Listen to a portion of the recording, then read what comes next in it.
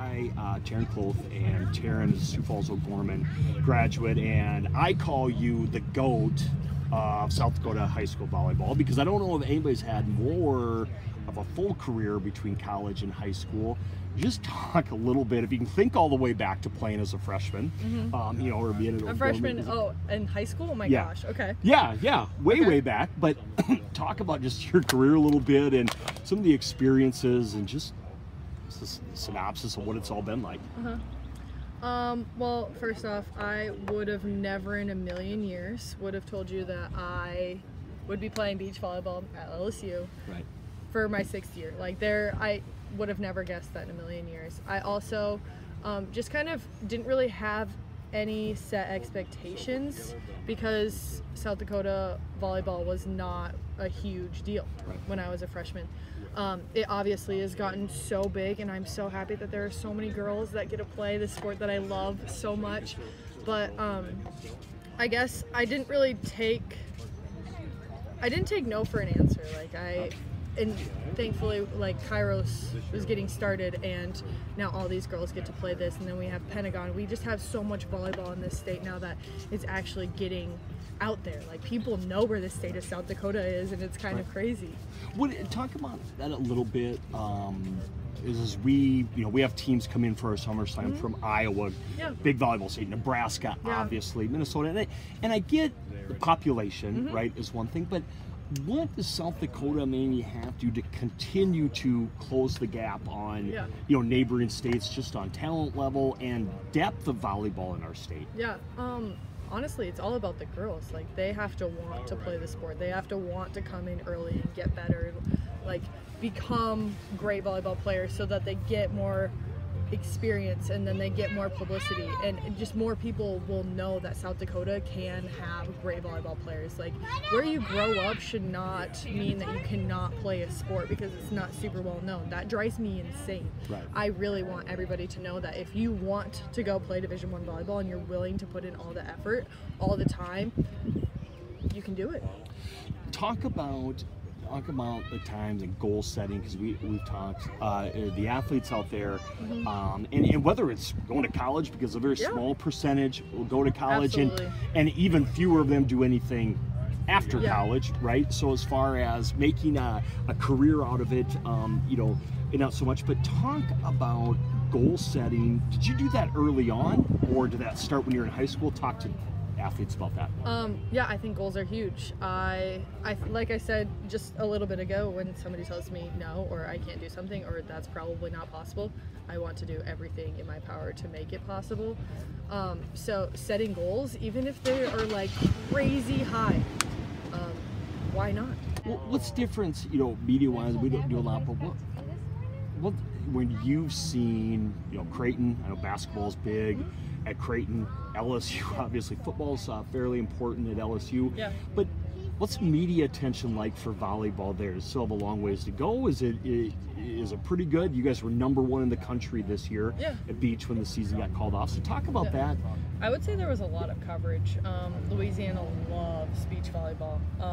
It's honestly, like, not just getting started, but it's just becoming like a pretty big deal, and they're really starting to get noticed a lot more, obviously, because all of my teammates are absolutely amazing. Like, you can't be #1 without having great players and great coaches and great recruits that are coming in, and we're just going to keep the system going. But the coverage is definitely not the same as football, but we can't have that expectation, like, that's just probably super unrealistic. But I think that it is getting better. Like, people are coming to, like, for instance, we had a game against UCLA at home. Tell people. People have never even heard of beach volleyball, or they're like, oh, that sounds kind of fun. I'm not doing anything on a Friday night, Saturday night. They come out and they're like, oh my gosh, I love it. I had no idea what was going on, but it was so cool. Like, just the atmosphere, and you can catch on to volleyball pretty quick. Like, the ball hits the floor, the other team gets the point. Like, it's pretty simple. And then people just kind of get addicted, I think, and they want to see more games. They want to see all the great players play, and it's just insane what some people can do out there. So you guys talk about that because you hear from coaches like, hey, we want to make it a bigger deal. Or with this school, volleyball is match night is a big deal. I always tell people you've got to go to a Warner Northwestern rivalry match because it's insane. It's sold out, and it's been that way for years. But people say, well, what do we do to get to that? Yeah. Talk about what you guys did, because it wasn't like you just sold that place out, even though it was #1 versus #2.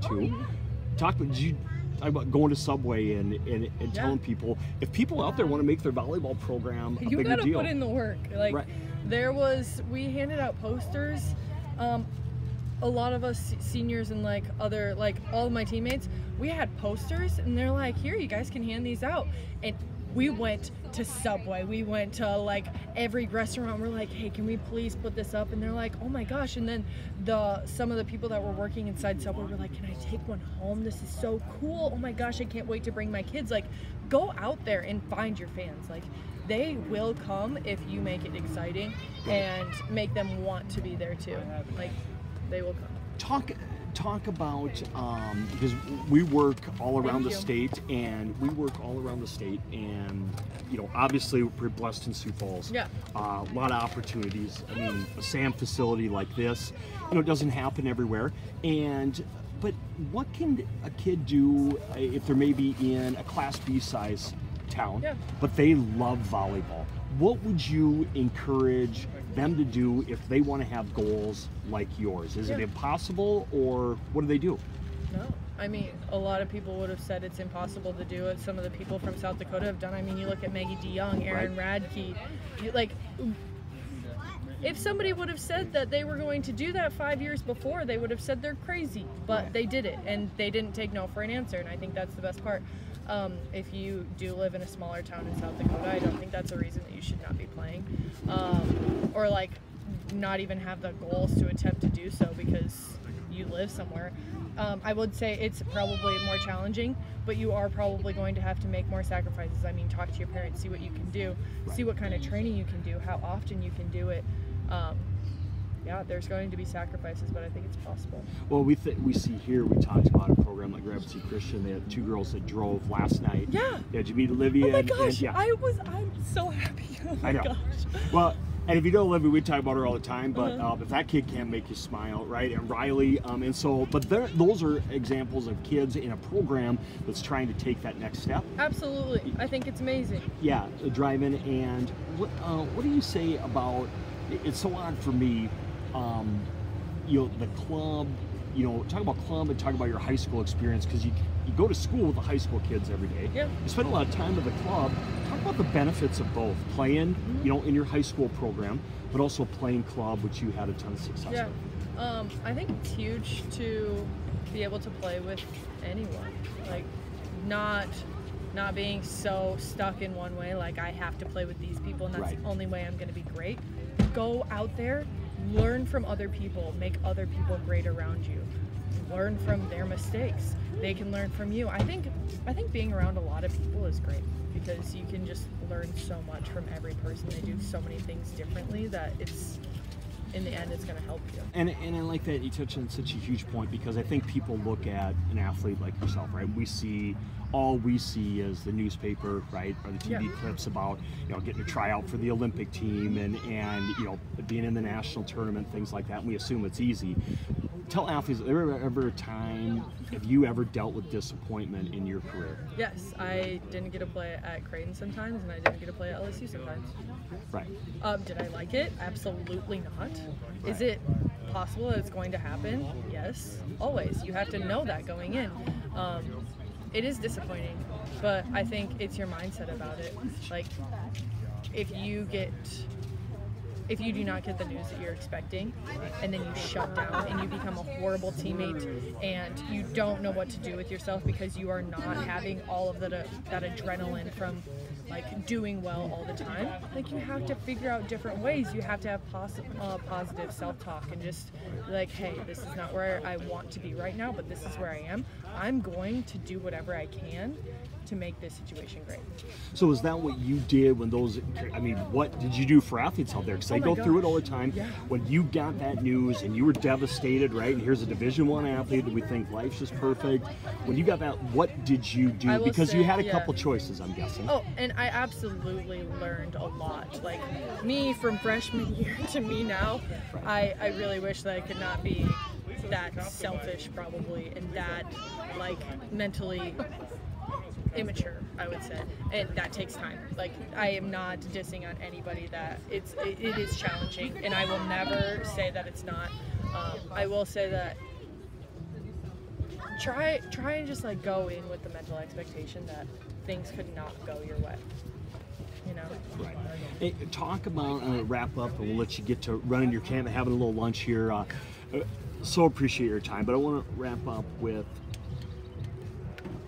being part. You play a team sport, right? It obviously you see the connections with your teammates, right? I'm sure it was the same way, you know, at Creighton as well. But talk about individual reward as opposed to team accomplishment, and just what means more to you. I'm sure I know what you're going to say, but I mean, yeah, you're a talented individual, but talk to athletes about the benefit of being a great teammate and the rewards of being on a team. Yeah.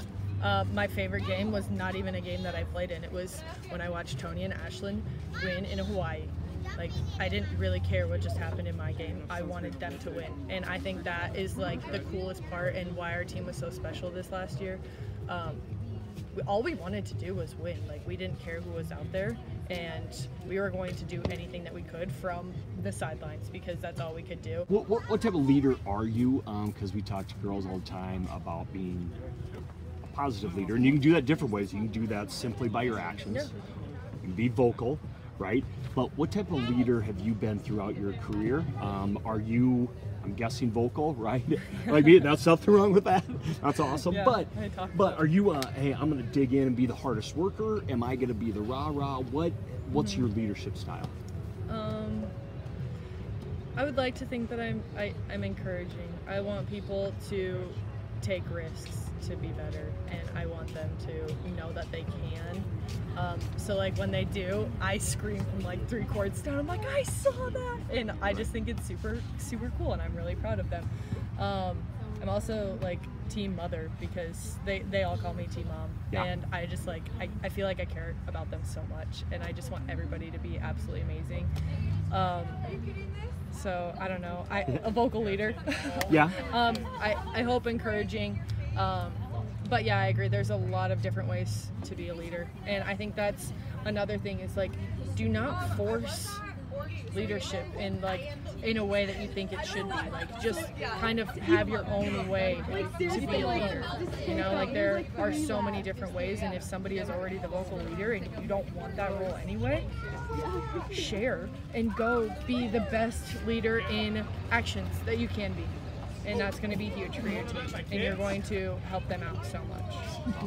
Hey, I want to thank you for your time. Yeah. It's been cool because I directly followed your career. You're actually a big reason why we do what we do. Because